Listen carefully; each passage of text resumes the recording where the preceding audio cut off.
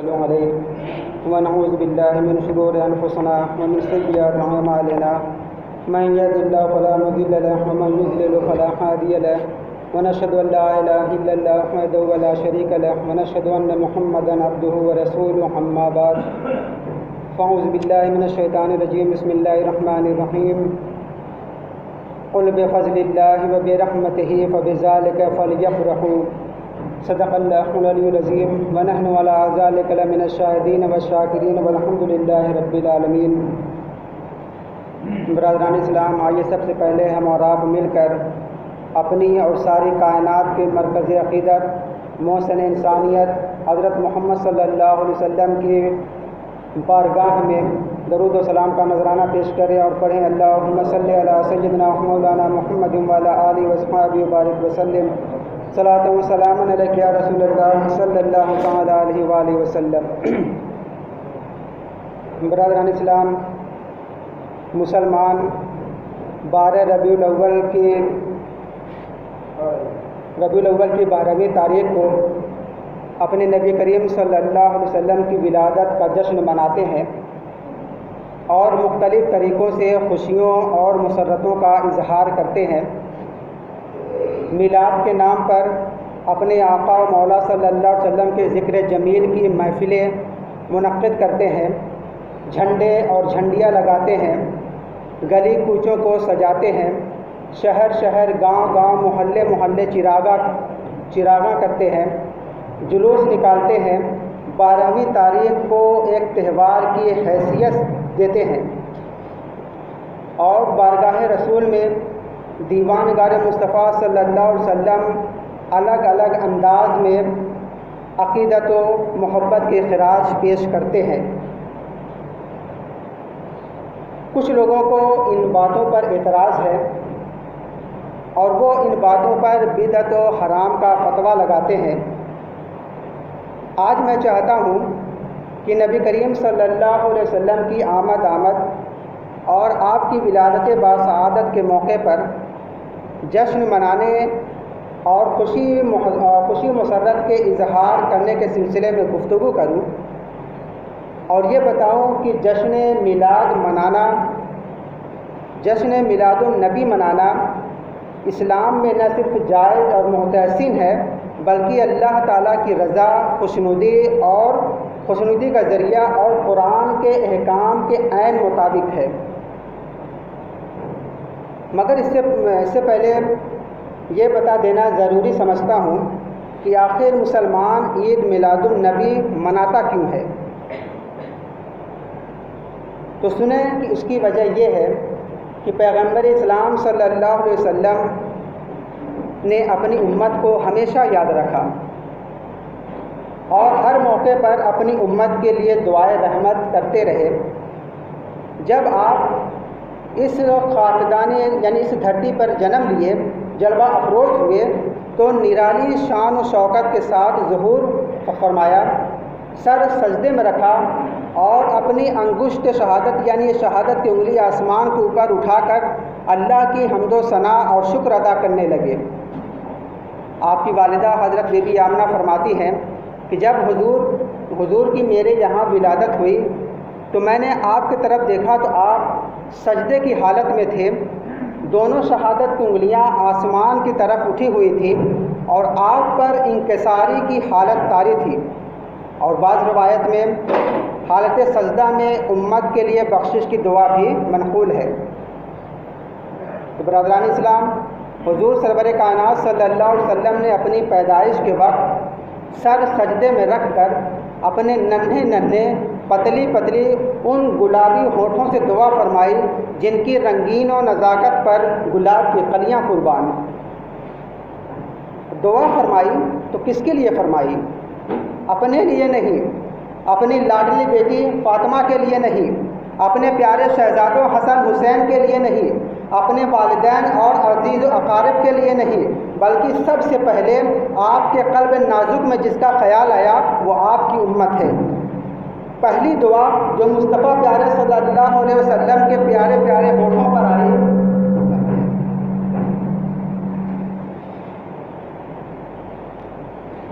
پہلی دعا جو پیارے پیارے مصطفیٰ صلی اللہ علیہ وسلم کے ہونٹوں پر آئی وہ امت کے لیے۔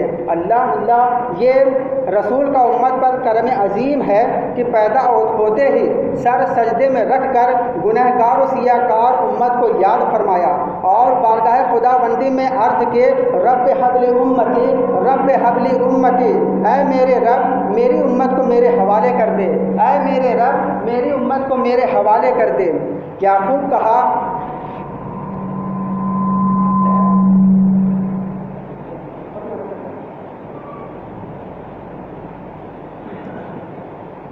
اور آپ نے سنا ہوگا کہ پیارے آقا صلی اللہ علیہ وسلم رات بھر جاگ کر خدا کی عبادت میں مصروف رہتے تھے، پوری رات کھڑے ہو کر نمازیں پڑھا کرتے تھے۔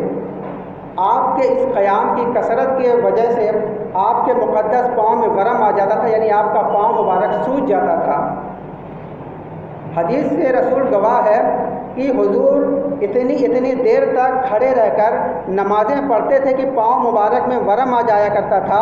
اللہ تعالیٰ کو اپنے پیارے محبوب کی صدا پر پیار آ گیا اور قرآن کریم میں حکم نازل فرمایا، یا ایھا المزمل قم اللیل الا قلیلا نصفہ او انقص منہ قلیلا او زد علیہ ورتل القرآن ترتیلا، یعنی اے جھرمٹ مارنے والے رات میں قیام فرمائیے مگر تھوڑا، آدھی رات یا اس سے بھی کم کیجیے یا اس سے کچھ زیادہ کر لیجئے اور قرآن کو خوب ٹھہر کر پڑھیے۔ حضور سرور کائنات صلی اللہ علیہ وسلم تو معصوم ہیں، گناہوں سے پاک ہیں، پھر اس قدر شب بیداری عبادت گزاری آپ نے کیوں کی؟ تو سنو، ہمارا عشق یہ کہتا ہے کہ آپ کی راتوں کا یہ قیام اور یہ عبادتیں صرف اور صرف امت کے لیے تھیں۔ حضرت عبداللہ بن عمر رضی اللہ تعالیٰ عنہما سے مروی ہے کہ ایک مرتبہ آقا دو جہاں صلی اللہ علیہ وسلم نے نماز میں ایک آیت کی تلاوت فرمائی اور ابراہیم علیہ السلام کا ایک قول تھا کہ اے میرے رب، ان بتوں نے بہت سے لوگوں کو گمراہ کر دیا ہے، بس جس نے میری اتباع کی وہ میرا ہے اور جس نے میری نافرمانی کی تو بے شک تو بخشنے والا اور رحم فرمانے والا ہے۔ اور ایک اور آیت تلاوت فرمائی۔ ان دونوں آیتوں کی تلاوت کے بعد رسول کریم صلی اللہ علیہ وسلم کی یہ کیفیت تھی کہ آپ نے اپنے دونوں ہاتھ اوپر اٹھائے اور دعا کی، اللہم امتی، اللہم امتی، اے اللہ میری امت، اے اللہ میری امت۔ پھر آپ رونے لگے اور بہت روئے۔ اپنے محبوب کی گریہ وزاری پر رحمت الہی کو جوش آ گیا۔ جبرائیل امین سے فرمایا کہ اے جبرائیل، میرے محبوب کے پاس جاؤ اور تمہارا رب خوب جانتا ہے، پھر بھی ان کی تسکین خاطر کے لیے ان کے پاس جاؤ اور ان سے پوچھو کہ وہ کیوں رو رہے ہیں۔ حضرت جبرائیل علیہ السلام اللہ کا حکم پا کر حضور صلی اللہ علیہ وسلم کی بارگاہ میں حاضر ہوئے اور عرض کی، یا رسول اللہ آپ کیوں رو رہے ہیں؟ سرور عالم صلی اللہ علیہ وسلم نے اپنا حال بیان کیا اور امت کے غم کا اظہار کیا۔ اللہ تعالیٰ نے جبرائیل سے فرمایا کہ اے جبرائیل، میرے محبوب کے پاس جاؤ اور جا کر انہیں یہ خوشخبری سنا دو کہ اے محبوب، ہم آپ کو آپ کی امت کے بارے میں خوش کر دیں گے اور آپ کو پریشان اور رنجیدہ نہ کریں گے۔ اسی طرح پیارے آقا صلی اللہ علیہ وسلم میدان محشر میں بھی جب نفسی کا عالم ہوگا، کوئی کسی کا حال پوچھنے والا نہ ہوگا، اور قرآن کریم اس دن کا منظر کشی یوں بیان فرماتا ہے کہ یوم یفر المرء من اخیہ و امہ و ابیہ و صاحبتہ و بنیہ، یعنی اس دن یعنی قیامت کے دن آدمی اپنے بھائی، ماں، باپ، بیوی اور بیٹوں سے بھاگے گا۔ سب کو اپنی فکر ہوگی، سب ایک دوسرے سے بھاگیں گے، ہر شخص اپنی اپنی جگہ غمزدہ اور پریشان ہوگا۔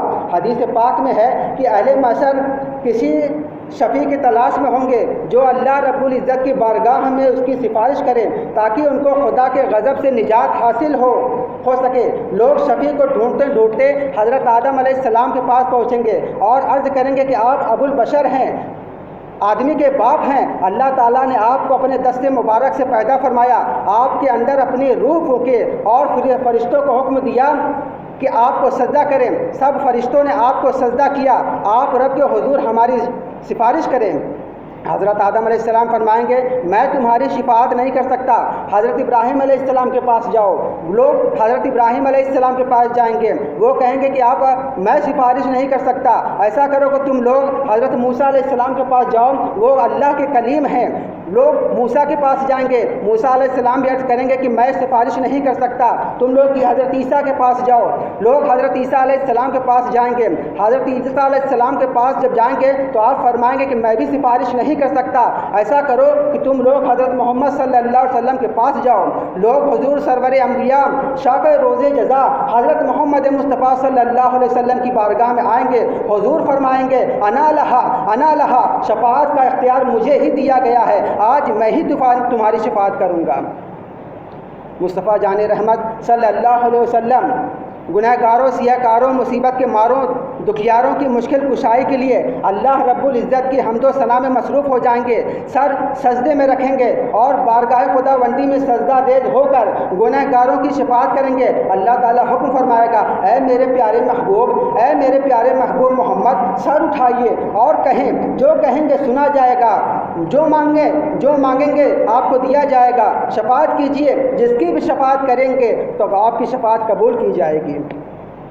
سرکار دو عالم صلی اللہ علیہ وسلم سر سجدے سے اٹھائیں گے اور بارگاہ رب العزت میں عرض کریں گے یا رب امتی, یا رب امتی, اے میرے پروردگار میری امت کو بخش دے, میری امت کو بخش دے. پھر اللہ تعالیٰ کے حکم سے جس کے دل میں بھی رائی کے دانے کے برابر بھی ایمان ہوگا, آپ اسے جہنم سے نکال کر جنت میں لے جائیں گے.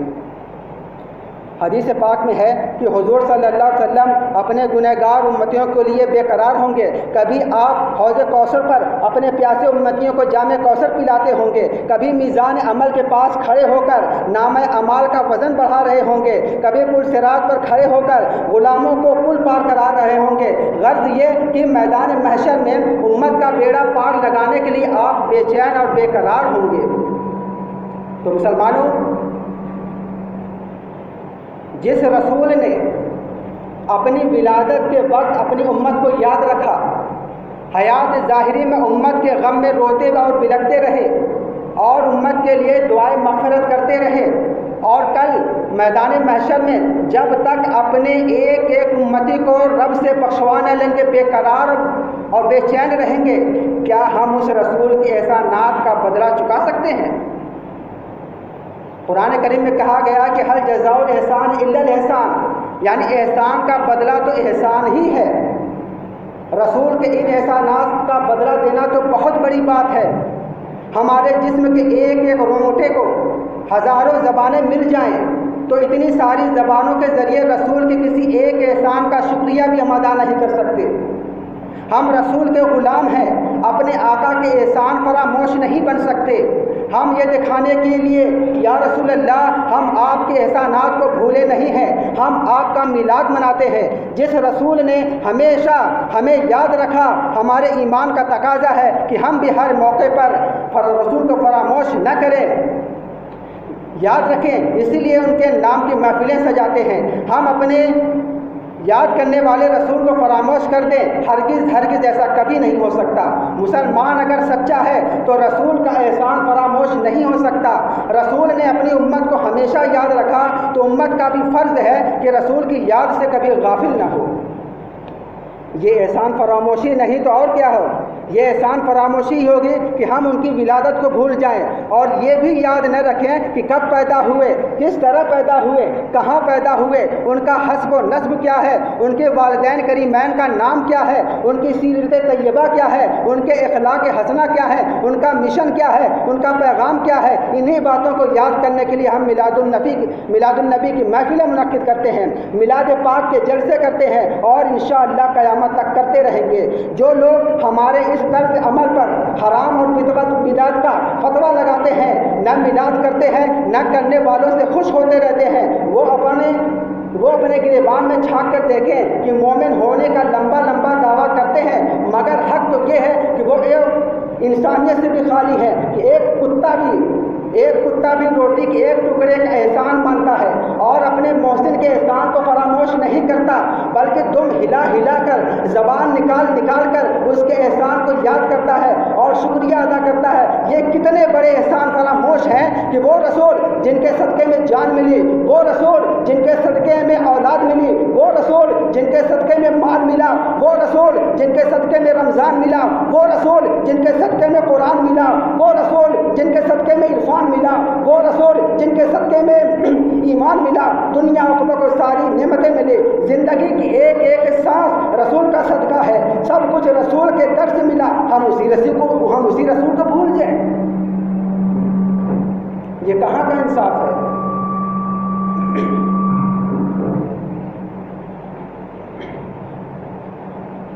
ہم احسان فراموش نہیں، اس لیے ان کی ہم پر نگاہ کرم ہے۔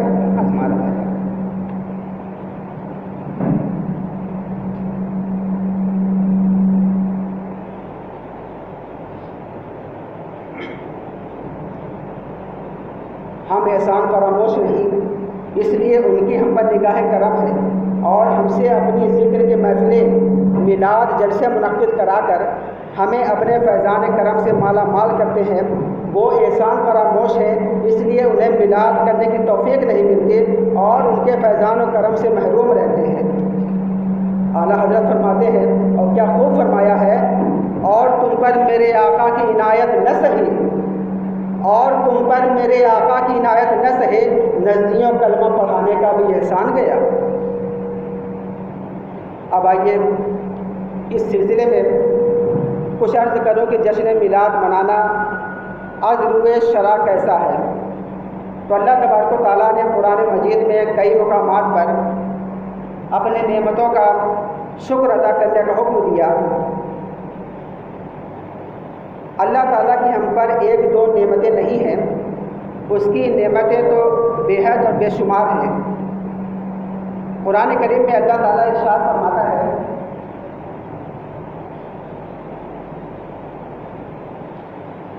کہ پانی، ہوا، آگ، مٹی، سورج، چاند، روشنی وغیرہ بے شمار نعمتیں، یہ سب چیزیں اللہ کی نعمتیں ہیں۔ انسان اپنے وجود ہی پر غور کرے کہ اس کے اندر اللہ نے کتنی نعمتیں رکھ دی ہیں۔ سننے کے لیے 2 کان دیے، پکڑنے کے لیے 2 ہاتھ دیے، چلنے کے لیے 2 پیر دیے، دیکھنے کے لیے 2 آنکھیں دی، سونگھنے کے لیے ناک دی۔ ظاہر سے لے کر باطن تک انسان اپنے وجود کے تمام نعمتوں کو گننا چاہے تو گن نہیں سکتا، تو اس کی دیگر اور نعمتوں کا کیا شمار کرے گا۔ اللہ تعالیٰ نے ہر نعمت کو عطا کرنے کے بعد انسان کو حکم دیا کہ اس کا چرچا کرے، وَأَمَّا بِنِعْمَتِ رَبِّكَ فَحَدِّثْ، اور اپنے رب کی نعمت کا خوب چرچا کرو۔ نعمت خواہ چھوٹی ہو یا بڑی، اس کے ملنے پر انسان کے لیے واجب ہے کہ اس کا چرچا کرتا رہے۔ تو اللہ تعالیٰ کے رسول صلی اللہ علیہ وسلم کی ذات جو اللہ تعالیٰ کی ایک نعمت ہے، اس نعمت کی تشریف آوری پر اس کا چرچا کرنا کیوں ضروری نہ ہوگا۔ حضرت عبداللہ بن عباس رضی اللہ تعالیٰ عنہ سے مروی ایک حدیث میں ہے، صحیح بخاری کی حدیث، کہ محمد صلی اللہ علیہ وسلم اللہ کی نعمت ہے۔ اور میں کہتا ہوں کہ قرآن کریم کی آیت مبارکہ سے پتہ چلتا ہے کہ اللہ کے رسول رحمت مجسم، ہادی اعظم، محسن انسانیت، معلم کائنات صلی اللہ علیہ وسلم کی ذات اللہ تعالیٰ کی سب سے بڑی نعمت ہے۔ اس سے بڑی کوئی اور نعمت نہیں ہے۔ یہ وہ ذات ہے جس نے بندے کا ٹوٹا رشتہ اپنے خالق حقیقی کے ساتھ جوڑ دیا، جس نے انسانیت کے بخت خوابیدہ کو بیدار کر دیا، جس نے اولاد آدم کے بگڑے ہوئے مقدر کو سنوار دیا، جو ہر تشنہ لب کو معرفت الہی کے آب زلال سے سیراب کرنے کے لیے تشریف لایا، جو ہر گم کردہ راہ کو صراط مستقیم پر گامزن کرنے کے لیے آیا، ہر کس و ناقص کے لیے جس نے قرب الہی کے دروازے کھول دیے۔ کیا اس نعمت عظمیٰ کا چرچا کرنا ہمارا فرض نہیں ہے؟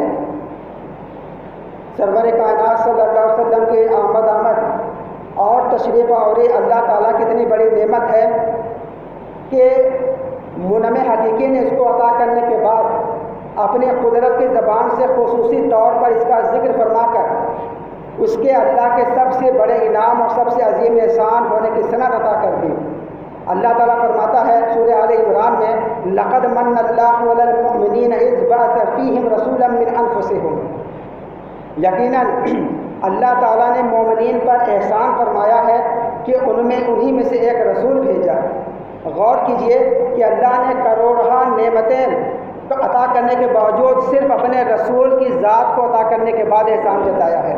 کسی نعمت پر اللہ نے احسان نہیں جتایا، صرف اسی ایک نعمت پر اللہ نے احسان جتایا ہے۔ تو معلوم ہوا کہ رسول کی ذات اللہ تعالیٰ کی سب سے بڑی نعمت ہے، تو اس نعمت کو پانے کے بعد ہم حکم الہی کی تعمیل میں اس نعمت کا چرچا کیوں نہ کریں؟ آپ کی یاد میں میلاد کی محفل کیوں نہ سجائیں؟ آپ کے اوصاف و فضائل اور فضائل و مناقب کے جلسے کیوں نہ منعقد کریں؟ غلامان مصطفیٰ ہر زمانہ میں اپنے رب کریم کی اس نعمت کا چرچا کرتے آئے ہیں۔ زمانے کے تقاضے کے اعتبار سے چرچے کے انداز مختلف تھے، لیکن ہر انداز کا روح رواں چرچا کرنے کا جذبہ ہی رہا۔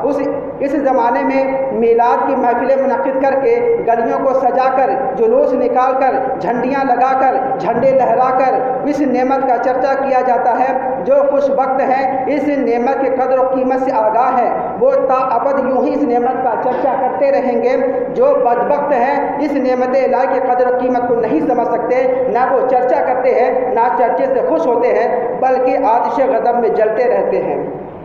ٹائم ہو گیا، انشاءاللہ میں اسی موضوع پر اگلے ہفتے بیان کروں گا۔ واخر دعوانا الحمدللہ رب العالمین۔